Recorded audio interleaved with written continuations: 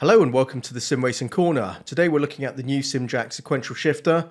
I've also published an unboxing video, so if you want to see that, check out the link in the description. On my channel, I do like to check out some of the more affordable budget gear on the market, and the JACK Shifter definitely is attractively priced and looked rather striking in the pictures online, and that was enough to pique my interest to buy one of these myself. And I'm glad I did, but we'll come to that later in the video.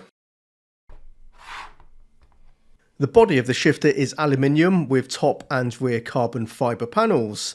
The gear stick is stainless steel and the gear handle is aluminium. The construction is solid and the overall presentation is to a high standard.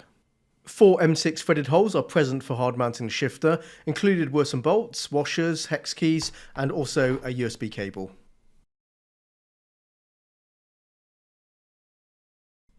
Above the logo are 2 grub screws for adjusting the tension. The screws push into springs and then into ball bearings. In a moment we're going to open up the case and you can see how the mechanism works. I was able to reach almost 5 kilograms of tension. Tightening any further and the gear stick will eventually bind.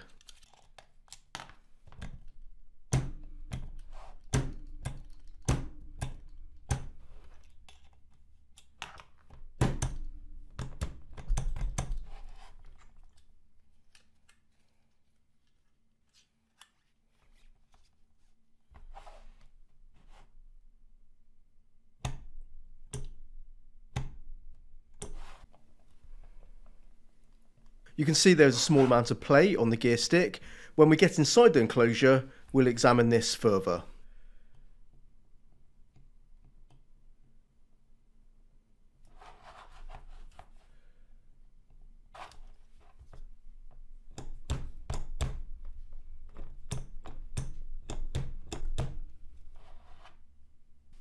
The gear stick is M10 threaded, so you can easily swap out the gear knob with another.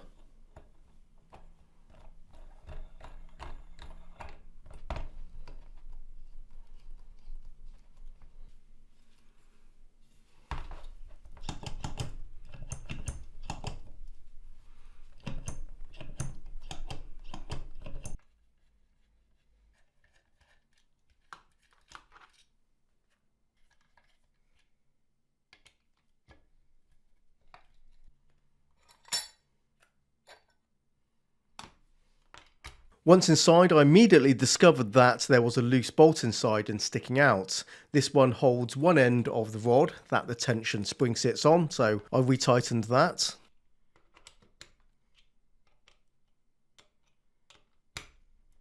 Since I had the case open, I also took the opportunity to grease the torsion spring and also the ball bearings.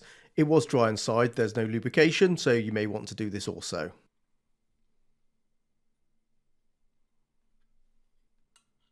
The torsion spring is always under some tension as the end of the spring sits on posts. The coil of the spring is wrapped around the centre pivot point.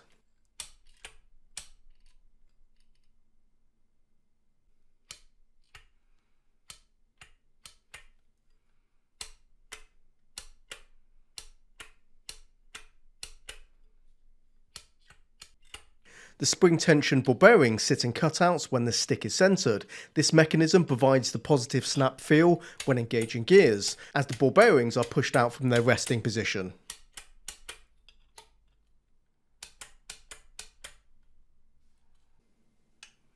That piece poking out is a magnet. The shifter uses a non-contact Hall sensor for registering inputs. The sensor lives on the circuit board a few millimetres from the magnet.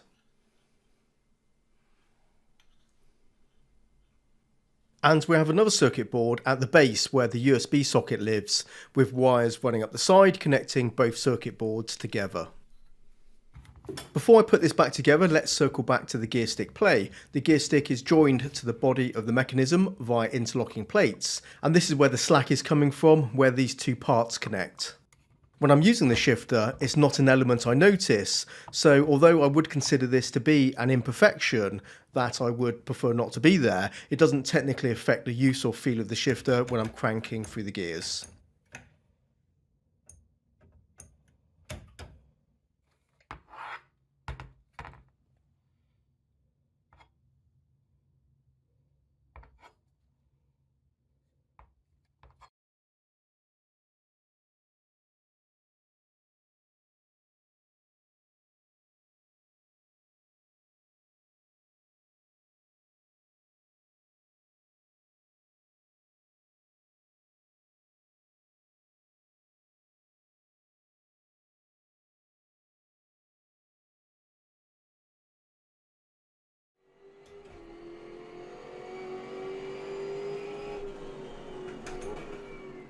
JACK have done a really good job with this shifter, very sturdy with its thick all-metal construction, and the magnetic sensor means it's going to be bulletproof. I like the overall size, a fairly compact footprint, but not too small. I've used and tested many sequential shifters, and what I'm always looking for is for something with a beefy, solid feel. And the JACK Sequential hits that mark for me. It's easy to mount as it's not too massive, and neither is it super small either. They managed to get a good balance here. We get a full-sized feel in a convenient and practical package.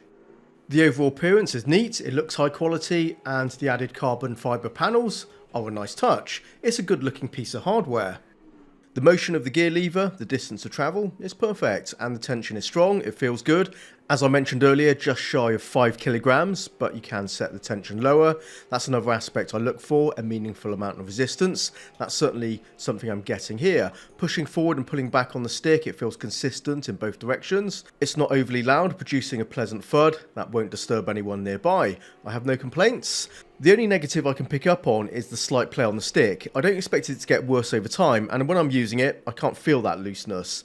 So on mine, I can give it a pass, but since tolerances from unit to unit coming out of the factory could be slightly different, it's possible some may have more looseness and others could be perfectly tight. Hopefully JACK keeps an eye on the quality control, as that's the only potential problem I can see here. Otherwise, this is an awesome bit of kit.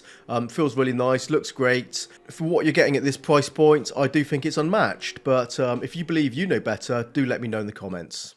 So, well done JACK, this is definitely a winner for me. If you want to find out more, there is a product page link in the description, so check that out.